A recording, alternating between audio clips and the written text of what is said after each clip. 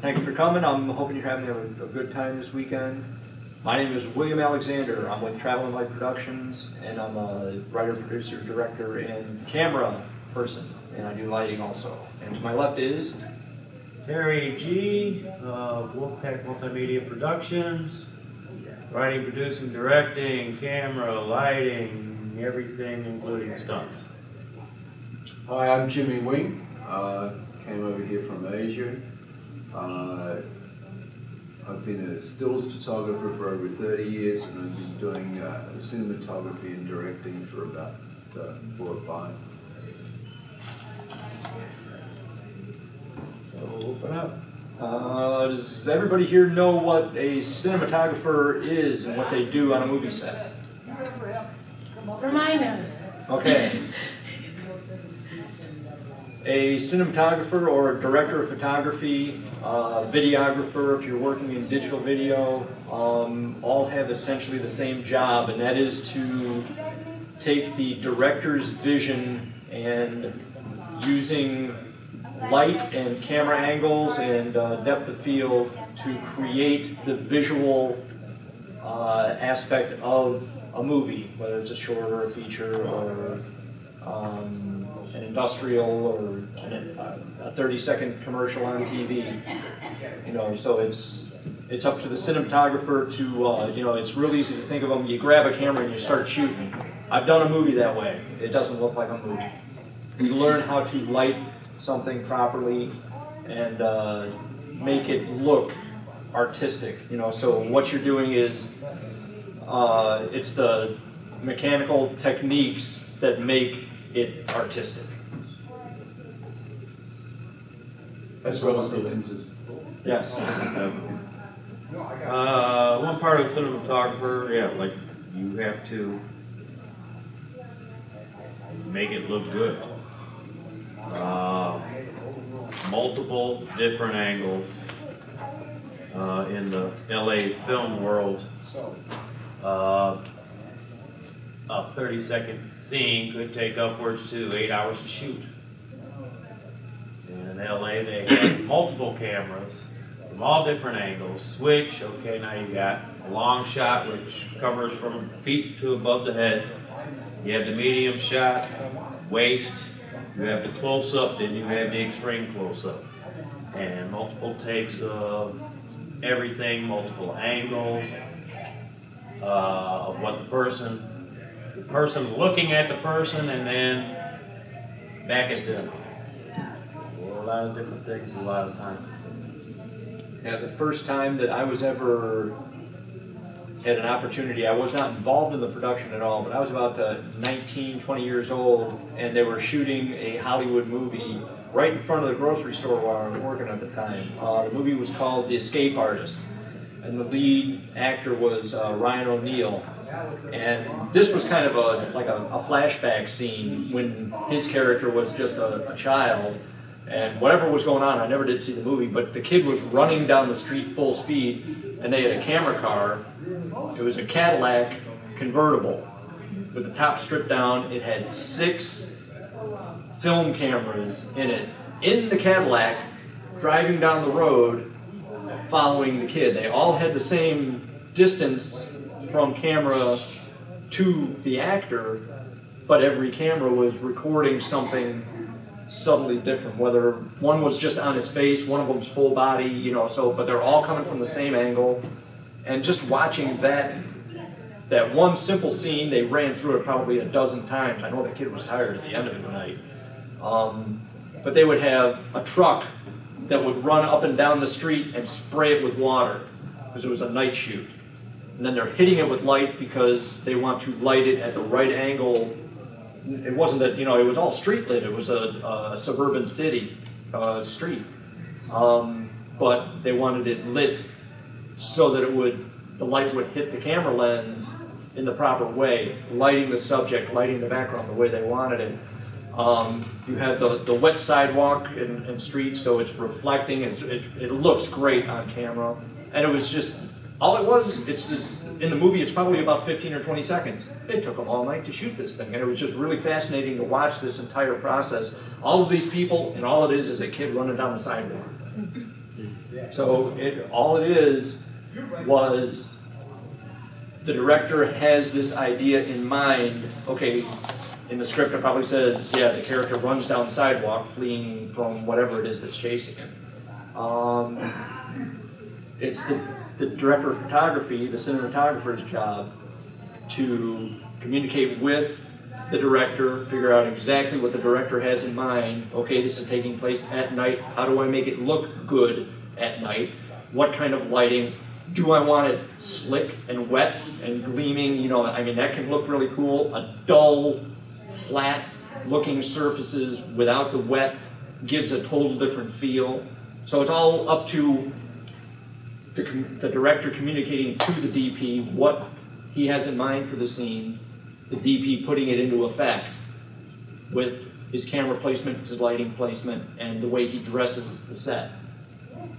So there are just, I mean, just for even a simple shot like that, multiple takes and a whole lot of infrastructure in place to make it look the way the director wants it to look. Yes, I agree with all that. One of the interesting things I've noticed from working on a lot of film sets with world-class DPs or DOPs, they're all different. They all have different ways of working. Some of them are totally hands-on. They're always holding the camera. And the other extreme, you'll get some guy who's very quiet and just sits down and directs the camera operators, communicates with the director, directs the camera operators and tells them what to do. For the most part, a lot of us here have worked on, the sets that we've worked on have been micro-budget indie productions. And I've been on a couple of multiple camera shoots as a DP and as just one of the like second camera. Sometimes I was first camera with a DP over me. A lot of times I've been on shoots where I'm the director, DP, and cameraman, you know, and I have to figure out how I want the lighting set. I may be fortunate and have grip help where okay, I'm gonna need this light over here, I'm gonna want it angled this way, and you know, so I'll be, even as director, I'll be closely involved with, if not doing it all myself, setting up the lighting, figuring out the camera angles ahead of time. So there are really wide ranges of what you have to do as a cinematographer in a movie, depending on what kind of a budget, what kind of a crew you have involved. And some of it can be really simple. You know, if you got a couple of people sitting at a table, and you know, you got my over the shoulder on his face, you got his over the shoulder on my face, then you got the close-up where it's just him and just me. Maybe you have a wide shot down there where the two of us are talking. You know, it's simple, basic setups. If it's something where it's moving, we're walking down a hallway, and you have a steady cam, then you have to figure out, okay, where's the lighting going to be, so you can't see the lighting that's going to light us down at this end of the hallway while we're still on this end of the hallway. You have to figure all of that out ahead of time. It all looks very organic if you do it right. But the smoother it looks to a movie, the more complex it was to set it up and to do it when you're actually on set. Anybody have any questions or want a specific topic for us to talk about? I saw a special, I don't know if it's on Filmmaker or whatever, but it has something to do with the 30-degree rule. When you're cutting shots together, you don't want, if you have a shot and you're like two people having a conversation. You're probably talking about a 180 degree. Well, it's if you don't cut the angle wide enough, it looks weird just to cut the angle. Oh, you're cutting to too similar an angle. Yeah, yeah. Like I'm cutting from here to here. Yeah. On you. Yeah, that does. I've I done that. Right, if it's the same lens, but if you're using a different lens, I think it's totally acceptable. Hey, you can have cameras lined up. You can have one lens that's got telling the establishing lens, and then lined up with that, you can have a telephoto. It can be lined up with it, but the field of view is so completely different that it's all right to do that. Otherwise, if you've got three cameras which are basically getting the same scene, that's when they should be at least, what, 10 degrees apart? Is that right? It's about 10, Yeah. total of 30. Yeah. Wait, oh right, yeah, sorry. Yeah, there are some there. And that's as just for basic cutting and continuity. Right. If somebody's got a minute and a half dialogue, and they flub it 30 seconds in, and your next shot go away, or if you're trying to blend them, you have to have that variance so it looks different as far as editing and in visual on the screen. Yeah, the easiest way to do that is the opposing angle, where you can have the person's dialogue completed while you're looking at the person they're talking to. Right. So you can, if the audio is consistent throughout, then you can drop the editor will be able to drop the audio into the track, and it'll seem seamless. Right. Have you ever wanted to be an actor? At Cleveland Academy of Film Acting, anyone can get on the path to a new exciting film career. If you're new to acting, an experienced pro, or somewhere in between, Cleveland Academy is for you. We help place our students in local film projects. Classes are on Wednesday night from 8 to 10 p.m., and your first class is absolutely free. Call 216-323-2393. That's Cleveland Academy of Film Acting. Admit it. You're the one who killed him. You seduced him, gained his confidence. And then when he wasn't looking, you reached into your purse, and without conscience or remorse, you pulled out a gun and shot him. And cut. Curious? Visit theindiegathering.com, a film festival, and so much more. In today's world, there is an absolute need to know how to protect yourself. But who has the time or money for lengthy training sessions with techniques you may not remember in a time of need, or which can wind up putting you in even more danger? With Escape and Survive, you will learn effective, easy-to-remember techniques for getting out of dangerous situations. No complicated moves, no expensive, time-consuming training. Just common sense self-defense. Book your seminar today at escapeandsurvive.com.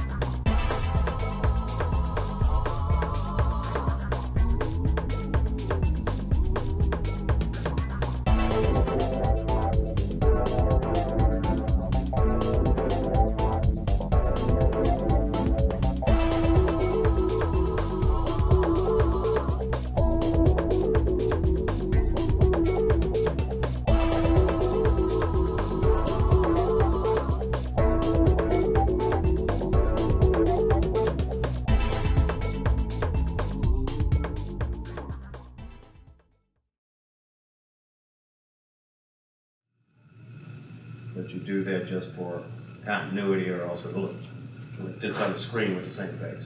Right. So if you cut the angle, then it just looks like, okay, it's a different point of view. And you can also cut together separate takes easier that way, because people won't notice that somebody might be standing a little at a different angle or whatever. Right. Okay. Yeah, we were talking about that with the editing seminar yesterday, where you can use I can't remember what director calls it, but they call it the dog cut, where if you don't have any, like I'm talking to you and you're talking to me, and we both have a terrible take, and they don't have anything to go to, but there's a dog sitting in the door, so they just do a shot of the dog sitting there, and then they come back to us, and it just hid the fact that they didn't have any good takes between the two of us. But our dialogue is still going on, behind the scenes. Mm-hmm. I think the other thing about cinematography in the world today is the size of the cameras. Look at the cameras here. They look like stills cameras. Yeah, and a lot of them are really extremely powerful machines. 30, 40, 50 years ago, to achieve what we're achieving with these, the cameras were huge. They were really heavy. If you wanted to do steady cam, you had to be really big and really strong and wear a full harness. And I think everyone's seen the 3 gimbal rig that Johnny Wood's got, which it's a bit of a strain if you use it for maybe more than 15 minutes, but you can use that rig without a harness.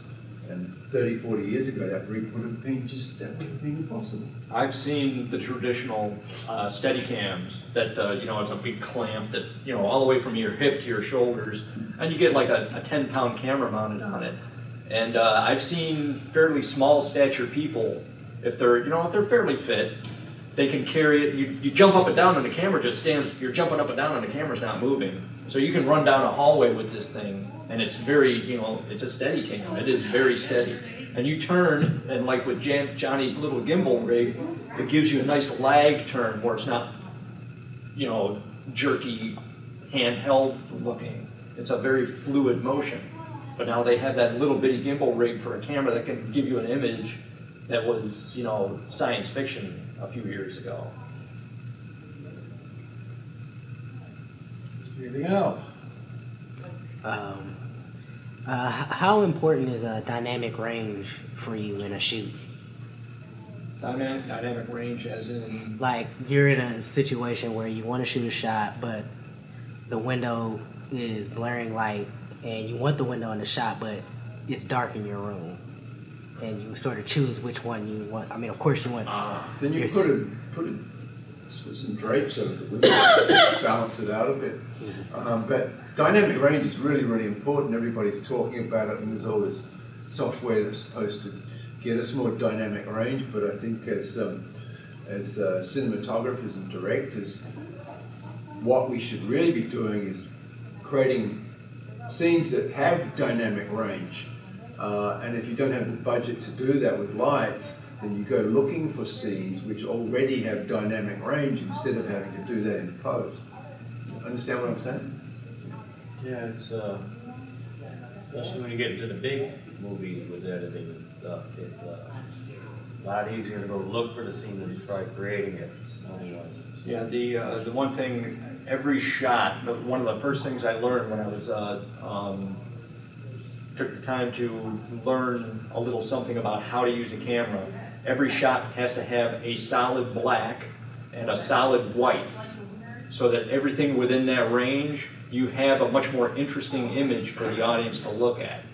Okay, so like I see you wearing with your black shirt and your white hat. I got my solid black, my solid white. That means that everything within the range is there. But you want to avoid the blowout. A lot of times I've seen people, you can put a gel on a window that will not only dim it down, but also alter, like if you have artificial lighting, it's how many K is tungsten lighting? 285, 2850. Okay, and then sunlight's 5600? About, yeah. Okay, so the sunlight comes in, it's blue if you're white balanced to indoor or to tungsten lighting. You put an orange gel? I haven't done this. Something like that. You put an orange unless gel. You like the effect, unless you like that. If you don't like that, but you know, it's distracting to the audience. Sure. You know, you can put a neutral density. I can't remember what the heck it's called. It's a particular CTO, color temperature orange, which will turn the sunlight the same color as your tungsten lighting inside. So if I'm on you and I pan to this window, or the window's right behind you, I can see the kids playing outside in the grass. So you have the full dynamic range, and you don't have a blown out window. You actually have a view that the audience can see out the window. There's also the trick nowadays where you put a green screen up on that window, and in post-production you put the exterior shot at a different time, which can make it a lot easier because you're coordinating the interior action at one time, the exterior action at another time, and you don't have to synchronize them. You don't have to say rolling in action, and all of this stuff in all of this distance has to happen all at the same time. You can just do each and then manipulate where you want the kids to be playing tennis in the background or whatever, and what's happening inside to happen at the same time. So using that sort of an editing technique can really simplify your cinematography. Anything else? I have one. I'm not sure if this is a good question or not, but how does like computerized images affect your work? Like, you know, like fake monsters or fake, something that's fake that's not really there. And you still have to have the lighting and everything for that. Well, I've never shot anything with like computer-generated creatures. Everything that I've done some green screen work where I've had actors responding to things that are not there, but in post will appear to be. You have to make sure that the lighting is consistent, the color and the direction of the lighting, the intensity of it. And that's the kind of thing where you plan it ahead. You know, okay, they're running from the city and Godzilla is coming from that direction. It's 4 o'clock in the afternoon, so the sun is going to be coming from this side, but it's a cloudy day, so maybe it's partly cloudy. Maybe it's not like hard, sharp shadows. Maybe it is overcast and it's, you know, but you know that going in. And you make sure that the green screen shot I'm getting of my actor turning up and looking at Godzilla, you know, it's going to match all of the lighting of the monster. So, you know, and I've done stuff where two of me has appeared in the frame and we're talking to each other. And if I'm the one shooting it, it's real easy. I'll just set up the lighting. I won't change the lights. So I'll know that the lighting angle, the color temperature of the frame, it's all the same. I just got to change my clothes and go around and talk and be on the other side and know the script well enough that I can talk to myself against, you know, what the other me is saying. But, you know, there are all kinds of different little things that you can, as far as that goes, where you just, it's all about the planning. You make sure that you know what it is you're looking for in the finished product so that when you're shooting it, you're shooting the right thing. How do you light a green screen? Evenly and brightly. Okay, so if you've got the proscenium like this, you need the whole outlining shape of that green screen, equitable lighting all the way around, right? Yeah, you probably have some backed off soft boxes on it. That's what that's about the only way I've done it. Yeah, one more thing, something to remember with a lot of photography, especially green screen, you don't want to have your subjects right up back against the screen. You want to bring them out a little bit to create some depth. It makes the lighting a lot easier too if someone's way back up against the wall. Yeah, too many times if you're hitting a green screen with light, you get green reflected on their hair and their shoulders. The computer is going to pull part of them out of the image when you key that color out. So that's one thing that you'll avoid by having, I think it's what, like 6 feet standoff distance between the subject and the green screen.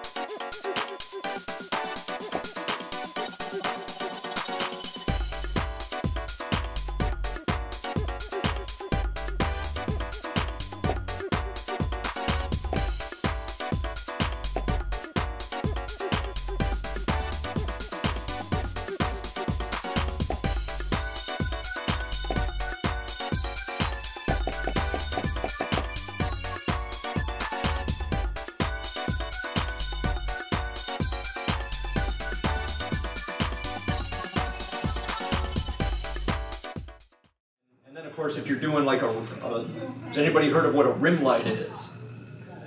Okay, there are three, you know, and just basic 3-point lighting, there are three main lights that you use in cinematography. One of them is, and I'm going to get up here and the camera's going to get messed up, but I don't care. Terry, you're my subject, don't move. You see where the camera is? Your key light is going to be 45 degrees to the side from where the line of sight of the camera lens. So it's going to be here. That's the key light. Rim light is going to be 180 degrees from that over here. That's going to put a glow against his head that's going to help separate him from the background. 90 degrees from that is called the fill. Now this one's a soft light. This one's a fairly, the key light is a fairly strong one. This one is very, very harsh. This one is very soft, because all it's going to do, this side of his face here is going to be in the shadow because of the key and the rim light. This just kind of softens out the shadows. There are all kinds of variations on it, where how many people here have seen Sin City? Okay, brilliant looking movie. It is the ultimate black and white movie. It was shot digitally. A lot of what he did, a lot of that, if not the entire thing, was shot in a green screen. But what he would do was shoot with two lights shining like this direction. Of course, out of frame, so they're not blowing, you know, he's not getting the lens flare. But it's like he's got two rim lights on him. The center of his face is in shadow, and he would turn, and his profile is like rim lit. And watch the movie really closely next time if you get a chance, Sin City. You can see how a lot of it's with Bruce Willis. They do it that way with him, but I think it's just about every character in the movie. And it's just gives it a whole total dark tone, and it's a very dark movie. You know, it's you know, Sin City. You know, it's supposed to look that way, and it's a really distinctive look. But the, you know, the general thing is the 45 degree, 180 from that, and then 90 from that for the fill light for just standard 3-point lighting. And then the rest of it is all just like, you know, that's what gives you a lot more depth in a person's face, and you see a lot more character instead of just straight on lighting, which everybody just looks flat. Anything else? I don't remember. What was your original question? I don't even know if I answered it. Green screen. Oh. And you did. Okay, good. Well, may I start on something? Has anybody seen one of Stanley Kubrick's early films, Paths of Glory? I don't think I've even heard of it. Black and white. Well, it begins with a wonderful tracking shot through the trenches. And Dolly's moving backwards through the trenches, and as that happens, there are bombs going off and explosions. It's great. I'm sure everyone's seen The Shining. Mm-hmm. Right. Well, The Shining was one of the pioneering films for the use of the Steadicam. And like I said before, it was a big rig, and the people that operated it had to be really big and strong as well. And I think probably all the indie filmmakers here know that for the last 30, 40 years, one of our favourite props has been the wheelchair. Everyone loves to use the wheelchair, and I think I also know that the last 10 years or so, wheelchair technology's been increasing like crazy. The Israelis are making wheelchairs that go up and down stairs now. And you put that together with what I was saying about the cameras and rigs are getting smaller and smaller. We've started a worldwide project, and I'm just revealing this now for the first time here in America, and I hope you spread it around. Instead of just looking for a wheelchair, we need a wheelchair to shoot our film. Why aren't we looking for the person, the wheelchair-bound person who's already there, and training them as mobile camera operators? And that's what we're working on. We've got that started in Jakarta, Indonesia, Taipei, Taiwan, and Bangkok, Thailand. It's just in its beginning stages, but everyone we tell this idea about to, the producers go, hey, that's really cost effective, because if I wanted to hire a rig, a rolling rig in the street with a camera attached, or even with a professional camera operator attached, which costs a real lot of money. But what I'm saying is, don't get a wheelchair. There's people who are supposedly disabled. Well, they're not going to be disabled. They're going to be enabled. I don't look at a disabled person. I go, wow, there's someone with really strong arms and a rig, and a rig. Yeah. It's just like, oh, I want to be a good person. I want to do something nice, and I want world peace. It's an opportunity. Yeah. That's brilliant. I never thought of that. I'm going to spread that around too. Please do. Please do. I've spoken to Johnny Moore about it. He says it's a great idea. One of the questions I get asked most is, well, how long is it going to take to train them up? Of course, you need someone who's enthusiastic, but I'm confident I could train someone in 2 days, because to begin with, the first thing they need to learn is focus. They just have to learn about focus, and this is where they have a plus. All these wonderful new rigs and Steadicams, you can't focus them unless you've got unless you do remote, which is expensive and complicated. When you're doing Steadicam, you can't touch it or you're going to throw it off balance. So it has to be, if you want focus control, you need a shoulder rig where you or a focus puller controls focus. So again, you have a wheelchair-bound person. The point I'm making is all they need to learn initially is how to focus. And you can have the chair rushing in and rushing out and spinning around in circles. Yeah, if you just visualize the amazing footage we're going to get. It's a two-man team. Someone's got to push, but of course you can have the director's can push, or the DOP can push, because just because the DOP isn't holding the camera doesn't mean they're not the DOP. They're still directing. So that's it, and I hope you spread it around. And I mean, there's a greedy, selfish, egotistical part of me that we want to be first. We want to be the first people to find someone that's really keen about this, but that's wrong. Man. Just let me share it around. You got my gears turning. Yeah, That's a beautiful thing. It's great, isn't it? And it's going to, I think we spread this around, it's going to change the look of things in the next few years or so. And these people, it's going to enrich their lives. It's going to enrich my life pushing someone around. I can't wait. Yeah. Anybody else? We could do it over here too. I don't know. We started kind of late.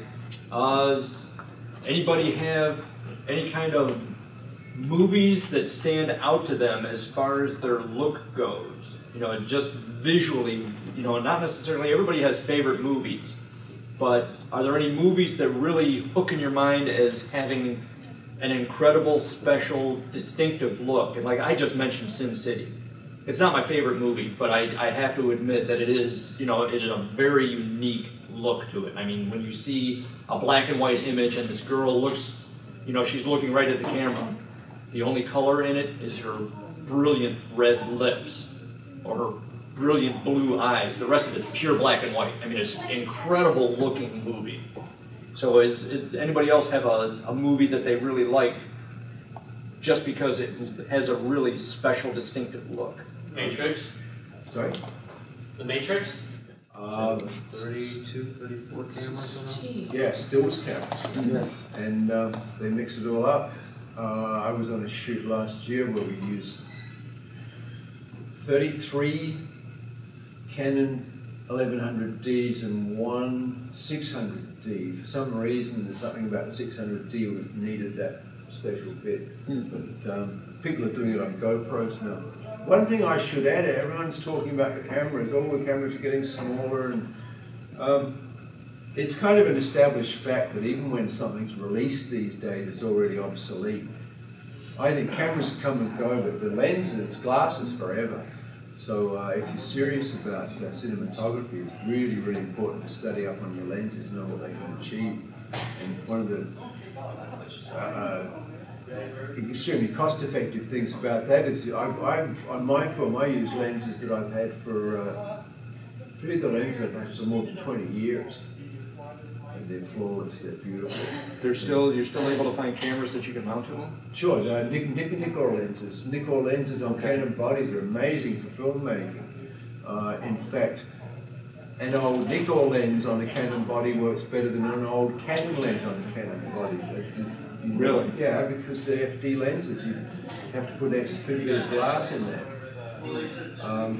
The Nikkors work better on Canon bodies than the old Canon lenses. Sure. Yeah. Interesting. Do the old Nikkors still work on Nikons? Of course. Okay. Yeah, you buy an adapter that costs about $15 to $150, depending on the quality and whether or not it's got autofocus in it. Not autofocus, focus confirm. You can't use the adapters to focus, but you can get a beep when it locks into focus. Okay. You two have disrupted my classroom for the last time. What are you gonna do about it? Spank us? She can't spank us. It's against the law. Spanking would be too easy. I want to cause more permanent damage.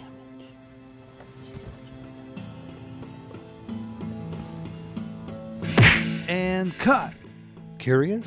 Visit theindiegathering.com, a film festival, and so much more.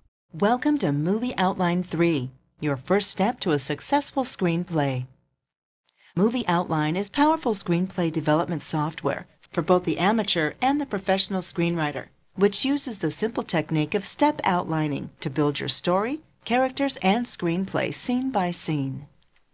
With Movie Outline, you can easily plan and customize your story structure, color code acts, rearrange scenes, develop and track characters, format your screenplay, and compare your own story to successful Hollywood movies. Movie Outline is the ultimate writer's tool. Whether you're a novice or professional screenwriter, Movie Outline has a host of features to suit your needs, enabling you to plan your story and present your polished screenplay to a professional standard. Don't miss out on the most powerful screenwriting tool available. Visit www.movieoutline.com to download the free demo today.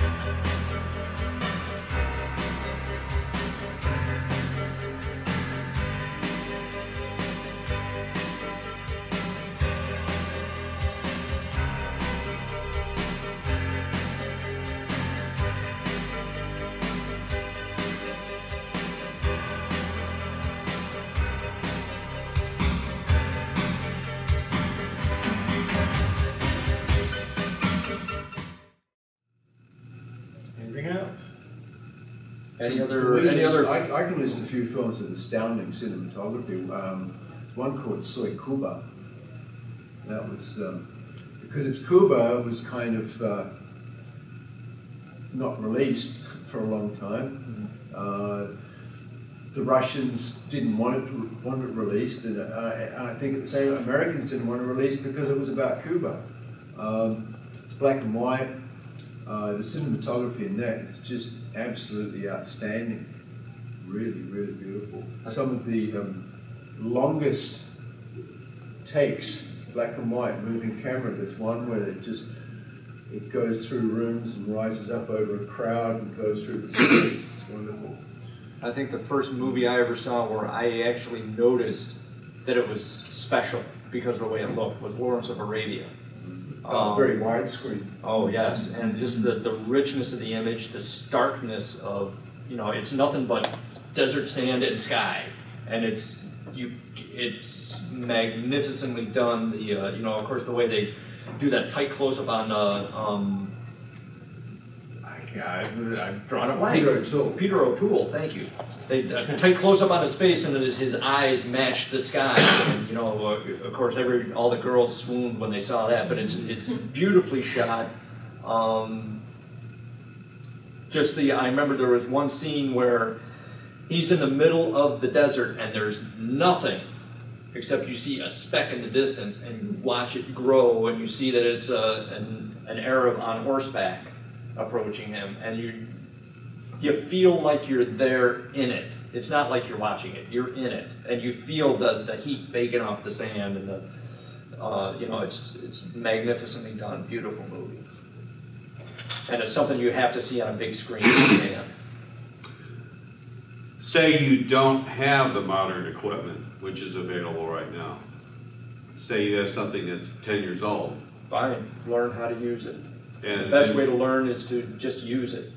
Okay, because a lot of people will say, well, it's not high def and it's not widescreen, but it's a viable platform. I've seen really good quality product come out of standard def video if you light it right and you take the time to craft what you're doing. And in the independent, a lot of times we call it guerrilla productions. There's a reason why his production company is called Travel and Light, because that's exactly what he does. Travel and Light. We don't have the $1 million cameras and the $500,000 cameras. We started out with little Canon GLs or whatever. Very basic cameras. Get some lights from Home Depot. A couple spots, just a regular. Got the old time silver shield with the regular light bulb. That's what we did. One of the things is half-K tungstens with a dimmer on it. We hooked it up to it, plugged it in, hooked it up to a dimmer switch so we can get bright and low. There are a lot of tricks out there, and I've actually seen a couple hour-and-a-half to 2 hour features put together. Some of them are better than Hollywood's, and it's done with a regular, very low-end camera. I highly recommend that you learn how to use all of the manual functions available to you. Yeah. Because that's going to get the image you want, not what the camera thinks you want. The dumbest cameraman on the planet is smarter than the best camera on the planet. Just learn the manual functions of your camera and you'll take a giant leap toward getting the image that you want. But if you have an idea and you want to make a movie or a short, whatever, you can do it with the stuff you can get at Best Buy, Home Depot. Now we're in the age of the internet. So you're not just trying to find people, hey, did you do this? All you got to do is Google. Guerrilla Productions, cheap way. Sonny Boo Productions, that's a good person to look at. He's got a lot of videos, how-to on the web. How-to that anybody can do it, just as with anything. Practice makes perfect. And also, we're talking about guerrilla productions and revolutionary things happening. I think about a year ago, these guys at Magic Lantern would do firmware adjustments for Canon. They found out that the Canon 50D, which only costs about $500 now, can shoot. If they did something to it, can shoot raw video, which is astounding, really astounding. Canon didn't even tell anybody that the camera had video capabilities because they weren't ready to release it to the world. I'm not sure if I've got this right. But anyhow, with a $500 camera, you can shoot raw video. Maybe it might only be 20 seconds, but 20 seconds is a long time in filmmaking. And when I say raw video, it means the quality is extremely high and extremely manipulable, especially in regard to dynamic range that you were talking about before. That's a $500 camera, or less. No, I think it was $350, but after they made this discovery, suddenly the price of this old camera started going up. I think it's gone up about 15% since then. Well, the evil woman in the back says, we have to go now. But, does anybody have any last questions or concerns or anything like that? Real quick on anamorphic. Like, you know, if you want to shoot something and then you're going to put it on a widescreen TV later on, any lenses that you come to mind that you would use? I'd get a speed adapter first, a speed booster, Okay. For most of the new camera bodies, except speed boosters, which is really good for that. Otherwise, instead of doing it in post, as far as I understand, you simply crop the image when you shoot it. You know where it's going to be cropped, and you have to understand that, well, I'm seeing all this, but what I want to see is all that, so that's going to be cropped out. One thing that I've noticed, I've done a little bit of cropping from a standard 4:3 to 16:9, and I found, well, number one, it's better just to do it in squeeze mode if you're shooting standard def, and then it'll spread it to 16:9. But if you do crop, you're going to notice, depending on what software you use, say this is your actual raw image, and you're going to be squeezing it down, you can say what you want to see is more in the top half of the image. You can move your image so you're cropping the part of it that you want to crop, not that it's just automatically going to be the band in the middle. You can move your image up and down so you're showing your audience the portion of the image that you want them to see. So it's just, you know, it depends on the editing software that you have that you can... What is your gentleman's favorite editing software? What do you use personally? Adobe Premiere Pro. Adobe Premiere Pro. I don't edit. It's too much of an art form. I edit stills. I don't edit film. Okay. Or video. However, my film was edited with Avid, and a lot of people are coming back to Avid because Mac was really lovely and user friendly, and then they did something and upset a lot of people. And as they were trying to win that audience back, they tried fixing what wasn't broken. Yeah. A lot of people went back to Avid. Yeah, but it's, for the most part, all of the software, you know, whether you got Sony Vegas or, you know, Avid or Premiere Pro, they all essentially do the same thing. Yeah, they all essentially do the same thing. It's finding the one that works best for you, because you're the one who's doing the editing, so it has to work for you. And it has to be the kind of thing that's that's best for your project. I've heard that if you're just doing like a MV video, then it's great. You can use Final Cut. But if you're working on big and more extended projects, then it's better to use Adobe or Sony Vegas or Avid. Apparently, if you're just doing stuff that you don't need special effects or anything like that, I've seen people do full features with ULEAD right off the computer. You know, if you just want basic, all right, this is my scene, these are my cuts, and everything's basic, and you're not having dragons flying over. Yeah, and you can a whole lot of color correction. ULEAD's fabulous in them. You can do the fade in out. You can do your titles. Cross fades. Yeah, everything. It's basic, but it'll give you enough that you can. You know, you're not going to do a lot of ridiculous fancy editing in a movie. It's basically what works for you, and it all takes practice. Yeah. You can look at the book and read the book until you get on there and mess up what you do to correct it, what you do. It's all hands-on learning. And it's what works best for you. You don't need a $6,000, $10,000 editing program. When, if you just got a standard movie, no special effects, you can do it with the freebie ULEAD and get the same results. Thank you. Alrighty. And that's a wrap. Thanks a lot, everybody.